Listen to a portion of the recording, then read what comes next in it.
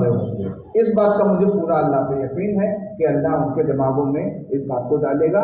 और हजरत रूम का एक, चूंकि मेरे सामने बुजुर्ग बैठे हैं, हजरत रूम का एक कौल है, बीज बंजर में भी डाल दीजिए वो जम जाता है, जब बारिश आएगी तो वो बीज जम जाएगा, उग आएगा।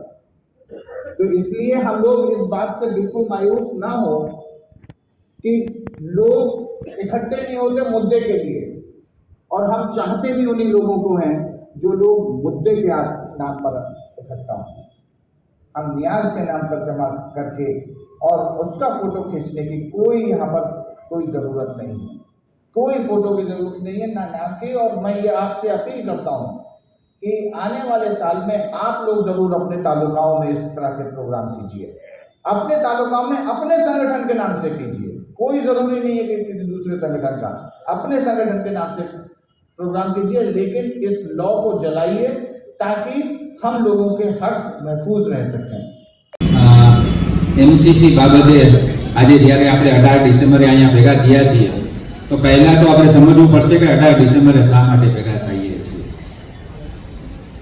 યુનો એટલે કે સંયુક્ત રાષ્ટ્ર સંઘની અંદર 18 ડિસેમ્બરના રોજ 1992, આજે નહીં, 1992 ના દિવસે આખી દુનિયાના બધા દેશોએ સહી કરી છે કે અમારા દેશના જે લઘુમતી કે અલ્પસંખ્યક લોકો છે એના ઉત્થાન અને રક્ષણનું અમે કામ કરશું। એ 18 ડિસેમ્બરનો દિવસ હતો, એટલે આજે આપણે આંતરરાષ્ટ્રીય અલ્પસંખ્યક અધિકાર દિવસ તરીકે ઉજવીએ છીએ। એટલે 18 ડિસેમ્બરનું શું મહત્વ છે એ પણ આપણે સમજીએ, એટલા માટે અમે કહ્યું કે કારણ કે આ એક ઇતિહાસ છે આપણો, અને જ્યારે આપણે આપણો ઇતિહાસ ભૂલી જશું ત્યારે ઘણા બધા નવા ઇતિહાસ આવશે, અને જેમ અત્યારે ઇતિહાસને ફેરવાઈ રહ્યો છે એમ ફેરવાઈ જશે। એટલા માટે આપણે ઇતિહાસ યાદ રાખવા માટે હું તમને કહી રહ્યો હતો।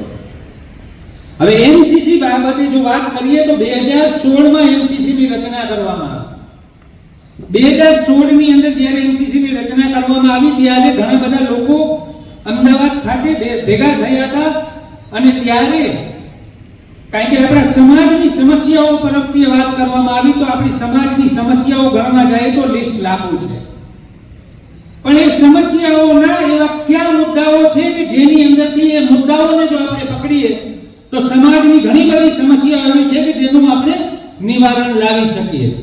અને નિવારણ માટે ત્યારે અમે ભેગા થયા, અને આ જે ડિમાન્ડ આજે તમારી સામે મૂકી એની અંદરથી 8 મુદ્દાઓની શરૂઆત કરવામાં આવી હતી। છેલ્લા 2 મુદ્દાઓની શરૂઆત ત્યારે ન હતી। એ 8 મુદ્દાઓ સાથે લગભગ આખા ગુજરાતની અંદર અલગ અલગ તાલુકા જિલ્લાઓમાં મીટિંગ કરી લોકોને પોસ્ટકાર્ડ લખાવ્યા અને ડાયરેક્ટ મુખ્યમંત્રીને અને ઈ પિટિશન દ્વારા પણ મોકલવામાં આવ્યા।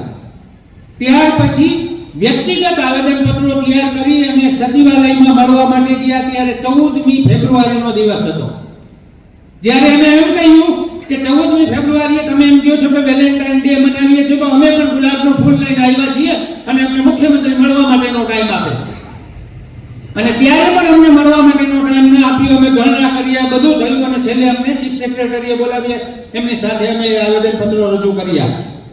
ત્યાર પછી 2 મુદ્દાઓ એટલા માટે જોઈન્ટ થયા કારણ કે જે ત્યારે એ ગણતરીની અંદર જ્યારે સંસદમાં એક રિપોર્ટ મુકાયો, એ રિપોર્ટની અંદર જ્યારે અમે જોયું તો એ રિપોર્ટની અંદર માઇનોરિટીના બજેટોની જે ચર્ચાઓ હતી કે માઇનોરિટી એરિયામાં જે મકાનો બનવાના હતા એ મકાનો નહોતા બની રહ્યા, એટલે કે મુસ્લિમો સાથે કે માઇનોરિટી સાથે જે ભેદભાવો છે એ ભેદભાવોને લઈ અને 9મો મુદ્દો એડ કરવામાં આવ્યો।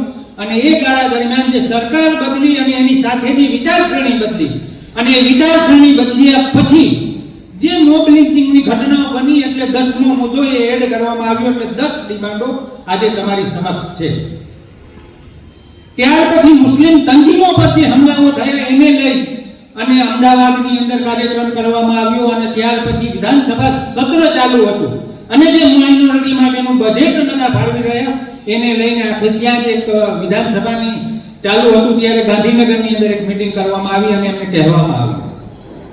આ ગાળા દરમિયાન ઘણા બધા એવા પ્રશ્નો અથવા અનુભવો થયા કે ઘણા બધા લોકોના ફરિયાદોના પ્રશ્નો આવ્યા, માઇનોરિટીના મુદ્દાઓ પણ આવ્યા, લવ જેવો કાનૂન પણ આવ્યો, ત્યારે લવ જિહાદને રોકવા માટે હાઈકોર્ટની અંદર ગયા કે ભાઈ જે કાયદો છે જે બંધારણથી ખિલાફ છે એ વિધાનસભા પસાર જ ના કરી શકે.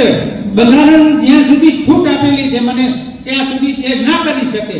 એટલે એ વિધાનસભાની અંદર ગયા અને વિધાનસભાના કાયદાની વિરોધમાં ગુજરાત હાઈકોર્ટમાં ગયા અને ગુજરાત હાઈકોર્ટે એના પર સ્ટે આપ્યો કે આ કાયદો લાગુ ના કરી શકો.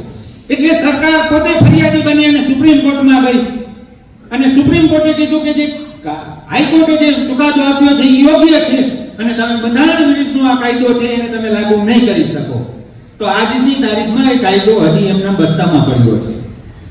પણ સાથે સાથે દરેક જ્યારે તહેવારો આવતા, પહેલા તહેવારો આપણે હળીમળીને મનાવતા, હવે તહેવારો આવે ને એટલે ટેન્શન આવે છે.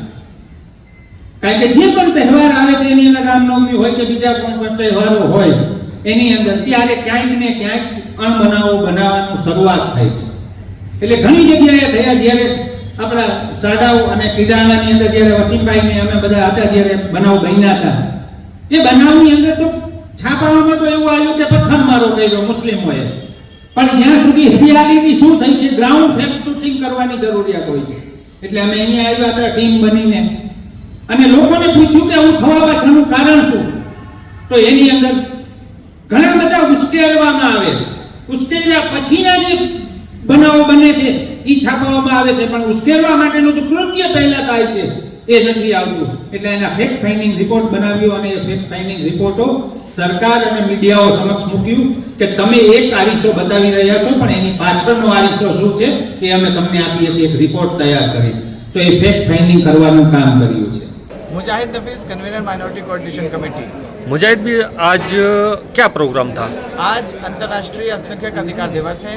आज के ही दिन पूरी दुनिया में अल्पसंख्यकों के अधिकारों को परिभाषित किया गया था।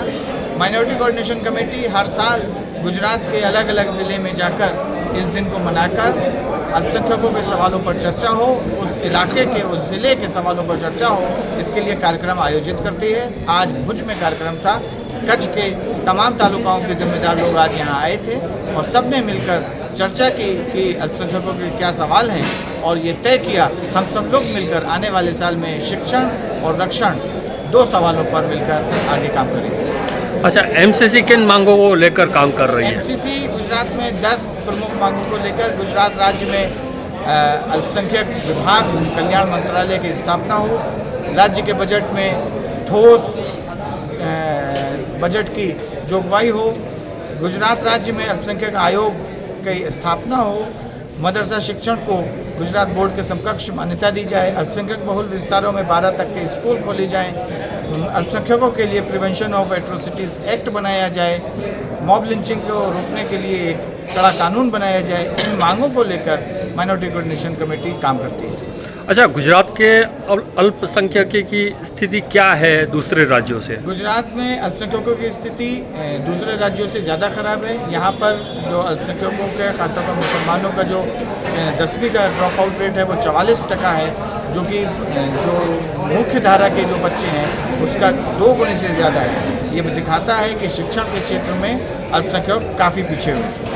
કચ્છની અંદર પ્રથમ વખત ઉજવવામાં આવ્યો છે અને આ દિવસે દેશભરના જે માઇનોરિટીઝની અંદર આવે છે મુસ્લિમ, જૈન, શીખ, ઈસાઈ, પારસી, આ સમાજને બંધારણે આપેલા જે અધિકારો છે એ અધિકારો પ્રત્યે સમાજના લોકો જાગૃત થાય અને એ જાગૃતિના કારણે પોતાના જે બંધારણીય અધિકારો છે એ મેળવી શકે એના માટે સતત એમસીસી જે છે માઇનોરિટી કોઓર્ડિનેશન કમિટી એ ગુજરાતની અંદર 2016થી પ્રયત્નો કરી રહી છે અને આ અધિકારો બંધારણે આપેલા અધિકારો છે, કોઈ નવા અધિકારો માગવામાં નથી આવી રહ્યા અને આ અધિકારો જે છે એ જે અલ્પસંખ્યકો છે એમને મળે તો એમને સમાજની અંદર અલગ અલગ પ્રકારે થતા ભેદભાવ અને જે અન્યાય છે એની સામે સારું રક્ષણ મળી શકે એમ છે, એના માટેના પ્રયત્નો છે અને આજના દિવસને પ્રથમ વખત કચ્છમાં અલ્પસંખ્યક અધિકાર દિવસ તરીકે ઉજવણી કરી છે। આવનારા દિવસોમાં આજે જે સંદેશ અહીંયાથી આપવામાં આવ્યો છે એ સંદેશ જિલ્લાના તમામ વિસ્તારોમાં પહોંચે એના માટે આજે જે જિલ્લાના અલગ અલગ આગેવાનો તમામ ક્ષેત્રના જે અહીંયા ઉપસ્થિત રહ્યા છે એ તમામ આગેવાનોને સાથે રાખી અને આ સંદેશ આગળ પહોંચાડવામાં આવશે।